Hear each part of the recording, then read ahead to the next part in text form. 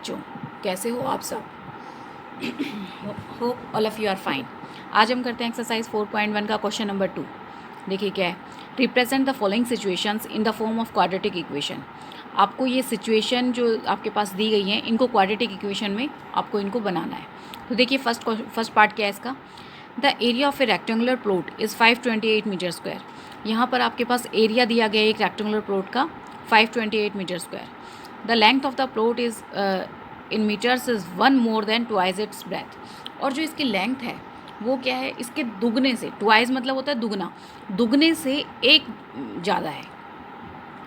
We need to find the length and the breadth of the plot. तो हमें plot की length और breath हमें फाइंड आउट करनी है। तो देखिए बच्चे कैसे करेंगे। एक्सरसाइज 4.1 क्वेश्चन नंबर 2 का फर्स्ट पार्ट। तो ये हमें क्या कह रहे हैं, सबसे पहले हम ले लेते हैं लेट ब्रेथ ऑफ प्लॉट हम ले लेते हैं यहाँ पर x। ठीक है बच्चे, x मीटर। और जो लेंथ है वो हमारी क्या हो जाएगी, क्योंकि इसने बताया है लेंथ ऑफ प्लॉट कितनी है, जो हमारे पास ब्रेथ है उसका ट्वाइस, तो हम इसका ट्वाइस कर देते हैं। और इन्होंने बोला है 1 more than twice its breath, तो ब्रेथ का ट्वाइस तो हमने कर दिया, अब 1 मोर देन भी करना है। तो बच्चे मोर देन की बात आती है तो उसमें हमें +1 करना पड़ेगा। ट्वाइस थ्राइस ये होगा तो वो मल्टीप्लाई करना पड़ेगा। ठीक है बच्चे, मोर देन होगा तो प्लस और लेस देन होगा तो माइनस। तो हमारी ये लेंथ हो गई है, ये हमारी ब्रेथ हो गई है। अब उन्होंने क्या दिया हुआ है यहाँ पे, एरिया। आपके पास एरिया गिवन है, तो एरिया ऑफ प्लॉट हमारे पास कितना है, 528 मीटर स्क्वायर। ये हमारे पास एरिया है। तो एरिया ऑफ प्लॉट का फॉर्मूला क्या होता है बच्चे, लेंथ मल्टीप्लाई ब्रेथ। तो हम यहाँ लिखेंगे एरिया, इसको मैं पूरा लिख देती हूँ यहाँ पर, एरिया ऑफ प्लॉट है। तो एरिया ऑफ प्लॉट हमारे पास इतना गिवन है। एरिया ऑफ प्लॉट का फॉर्मूला क्या होता है, length multiply breadth is equal to 528 metre square. तो अब देखिए लेंथ क्या है हमारे पास, लेंथ 2x + 1 है, ब्रेथ हमारे पास x है। तो 2x + में 1 और यहाँ पर ब्रेथ हमारी x is equal to 528। Multiply कर देते हैं बच्चे। 2x को जब x से मल्टीप्लाई करेंगे तो 2x², क्योंकि पावर यहाँ पर भी 1 है, 1 तो मल्टीप्लाई में पावर प्लस हो जाती हैं, तो 2x की पावर 2 प्लस में। अब x को 1 से मल्टीप्लाई करेंगे तो x, ये 528 इक्वल टू के दूसरी तरफ है, हम इसको इधर ले आते हैं। इसको जब हम इधर लेकर आएंगे तो ये यहाँ पर प्लस का, इधर आकर माइनस का, 528 इज इक्वल टू 0। तो बच्चे ये आपके पास देखिए क्वाड्रेटिक इक्वेशन बन के आ गई है, क्योंकि यहाँ पर आपके पास हाईएस्ट पावर क्या है, 2। तो जो हाईएस्ट पावर 2 होती है, इसका मतलब वो आपकी क्वाड्रेटिक इक्वेशन है। और यहाँ पर ब्रेथ जो है वो आपकी क्या हो गई है, वो हमारी x है। अब देखिए बच्चे इसका सेकंड पार्ट क्या है। The product of 2 consecutive positive integers is 306। 2 consecutive positive integer हैं जिन उनका प्रोडक्ट जो है वो 306 आ रहा है। We need to find the integers. तो हमें उन इंटीजर्स को फाइंड करना है। तो देखिए बच्चे कैसे करेंगे। सेकंड पार्ट, वो कह रहे हैं कंसेक्यूटिव आपके पास इंटीजर है। तो हम सपोज करते हैं लेट फर्स्ट इंटीजर हमारे पास क्या है, x हमने मान लिया बच्चे। कंसेक्यूटिव का मतलब क्या होता है, लगातार, कि लगातार हमारे पास नंबर होने चाहिए। तो सेकंड इंटीजर हमारे पास क्या हो जाएगा बच्चे, सेकंड इंटीजर हमारे पास हो जाएगा इससे अगला नंबर। मान लो मैं आपको सपोज करके बताती हूँ, x की वैल्यू अगर आपके पास 5 है तो ये आपके पास फर्स्ट इंटीजर आ गया है। अब सेकंड, इससे कंसेक्यूटिव यानी लगातार इंटीजर अगला नेक्स्ट वाला कौन सा होगा, तो 1 प्लस कर देंगे, तो 5 + 1 तो ये हो गया 6। तो हम सेकंड इंटीजर जो हमारा कंसेक्यूटिव होना चाहिए वो क्या हो जाएगा, x में 1 ऐड कर दो, ये हमारे पास सेकंड कंसेक्यूटिव इंटीजर है। अब उन्होंने क्या कहा है कि उनका प्रोडक्ट कितना है, 306। तो x + 1 दोनों को प्रोडक्ट कर देते हैं और यहाँ पर 306।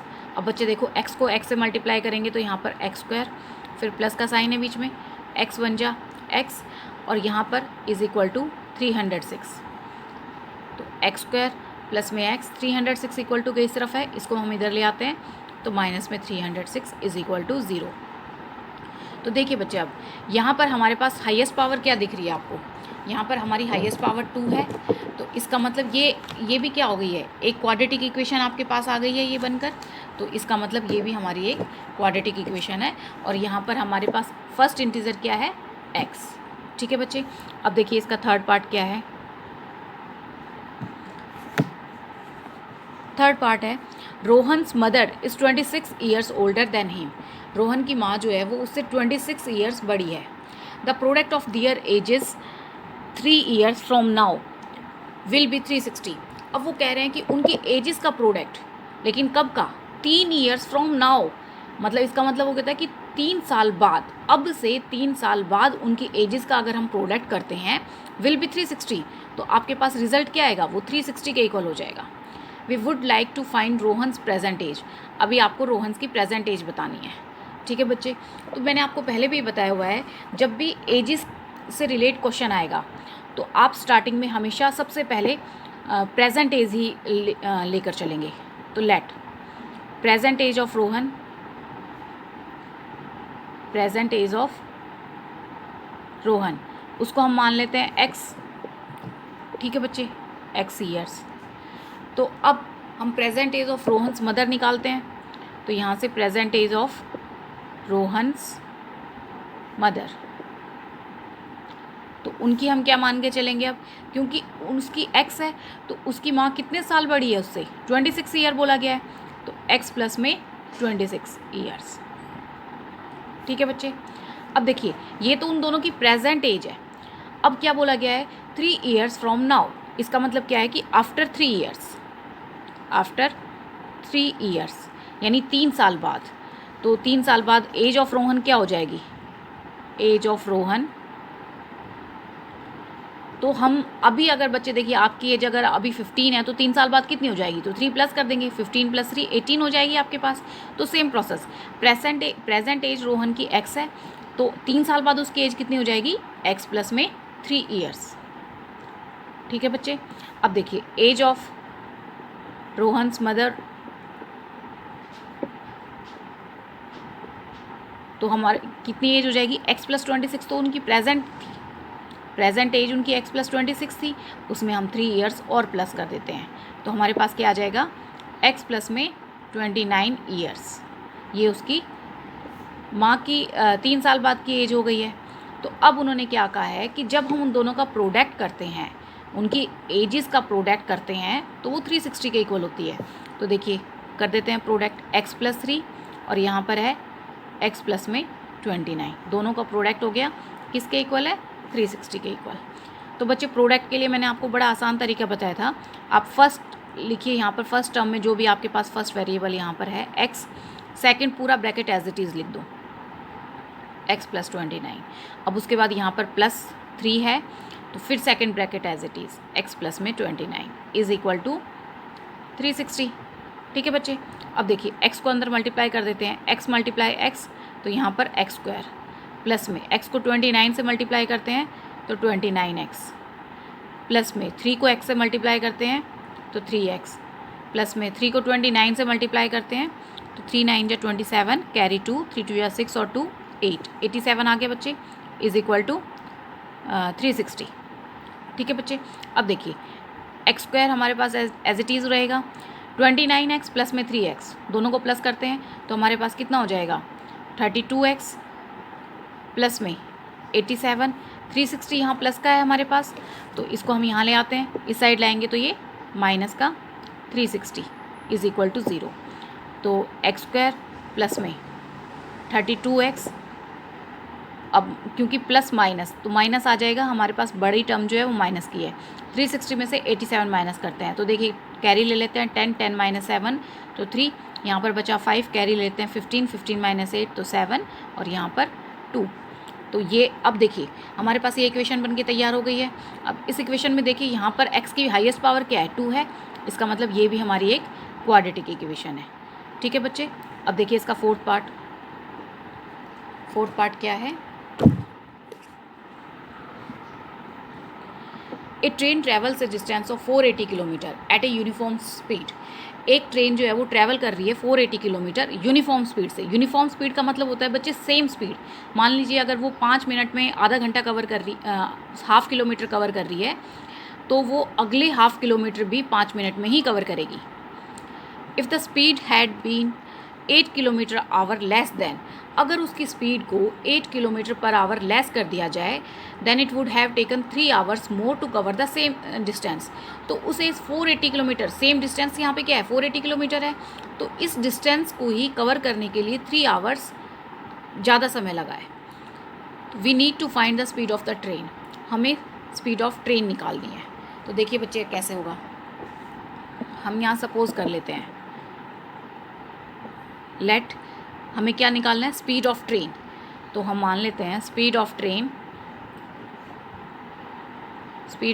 इज इक्वल टू, देखिए बच्चे हर जगह एक्स ले रही हूँ तो यहाँ पर मैं यू यूज़ कर लेती हूँ, आपकी मर्जी है, आप इसे कुछ भी सपोज करके चल सकते हैं।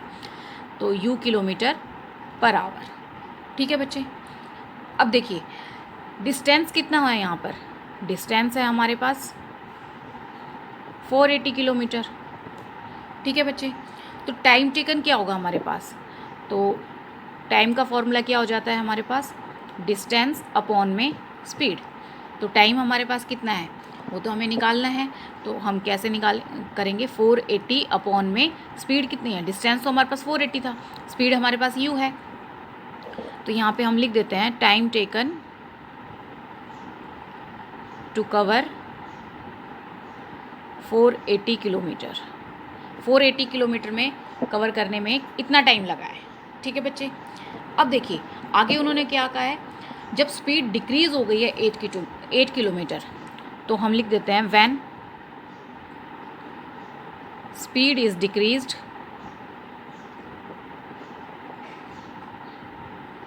Bye 8 kilometre per hour. तो जब वो स्पीड उसकी कम हो गई है तो अब हमारा टाइम टेकन कितना हो जाएगा, तो देखिए बच्चे time taken to cover 480 kilometre, now लिख देते हैं कि अब जो टाइम लग रहा है, तो 480 किलोमीटर में क्योंकि उसकी स्पीड डिक्रीज़ हो गई है तो हमारे पास क्या आ जाएगा 480 अपॉन में u-8, ठीक है बच्चे, आवर्स, इतना समय अब लग जाएगा। अब वो कह रहे हैं कि देखो जब इतना समय उसे लग रहा है तो उसे उसी सेम जो डिस्टेंस था उसको कवर करने में उसे कितना टाइम ज़्यादा लगा है, 3 घंटे ज़्यादा। तो हम क्या करते हैं, इसमें से आप जो हमारा पिछला टाइम टेकन लगा था उसको लेस करेंगे तो हमारे पास कितना आ जाएगा 3 आवर्स। तो अकॉर्डिंग टू क्वेश्चन